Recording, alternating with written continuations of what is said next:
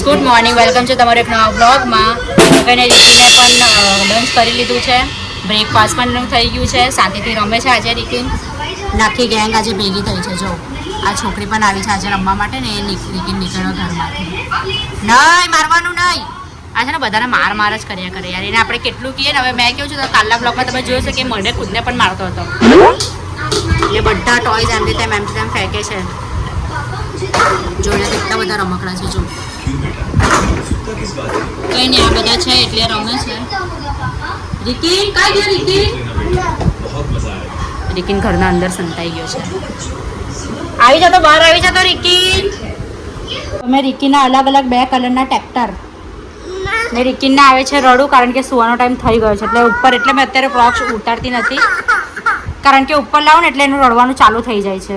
So guys, રિકીન અત્યારે સૂઈ ગયો છે અંદર, ને તમે જોયું હશે કે કેટલો રડતો હતો. એટલે આવું જ થાય છે કે મેં છે ને હમણાં 2-3 દિવસથી ઉપર લાવું છું ને તો એટલું રડે છે ને કે મારે શૂટ કરવાનો કોઈ ટાઈમ જ નથી મળતો. એટલે મેં છે ને વિડીયો પણ બહુ શોર્ટમાં અત્યારે મૂકી દઉં છું ને એકદમ 2-2 મિનિટના 1-1 મિનિટના બ્લોગ અત્યારે અપલોડ કરું છું. પણ આજે હું છે ને આખા ડેલી રૂટીન બતાવીશ, મતલબ રાત સુધીનું બ્લોગ બતાવીશ તમને કે રાત સુધી એ રિકીન શું કરે છે, કઈ રીતના મસ્તી કરે છે, શું ખાય છે, બધું બતાવીશ. તો બ્લોગમાં બન્યા રહેજો, તમને બ્લોગ જોવાની મજા આવશે. હસી ગઈ, હવે કેવી રીતના કાઢવાનું? તો આજે રિકીના ડેડી આવી ગયા હતા વહેલા, અને રિકીના ડેડીને ભૂખ લાગી હતી તો અમે લોકો મેગી બનાવવાનો પ્લાન કરી રહ્યા હતા. તો તમે જોઈ શકો છો અમે લોકો બંને મળીને મેગી બનાવતા હતા, અને એટલી સરસ બની હતી. ખાઈને પતિ પણ ગઈ છે. હવે રિકીનની ખાવાની તૈયારી ચાલી રહી છે. રિકીનને ખવડાવી દઉં, એ તમને હું બતાવું કે રિકીનને મેં શું ખવડાવું છું.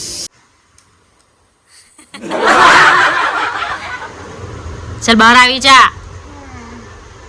ચાલ હવે થોડુંક જ છે. ઓકે, આટલા નીચે લાવી જાજો બહાર, એ તો પછી મારે અંદર આવવું પડે ખાવાનું લઈને. ગાઈસ કઈ નહીં, રિકીન અત્યારે રમીને ઉપર મેં લઈ આવી છું રિકીનભાઈને, અને રિકીન રમે છે. રિકીન ટ્રેક્ટર રમે છે, ટ્રેક્ટર. તો ગાઈસ તમે જોયું હશે કે રિકીન કેટલું હેરાન કરે છે ખાવામાં. તેને કેટલા નાટક હોય છે. છેલ્લે ખાતા ખાતા એના ઘરમાં એ સંતાઈ ગયેલો હતો.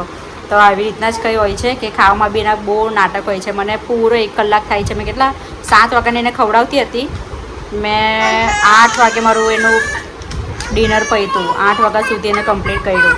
તો આવી રીતના જ કંઈ હોય છે. અને અત્યારે એને અમે લોકો છે ને રાત્રે એને રાઉન્ડ મારવા લઈ જઈએ છીએ રાત્રે.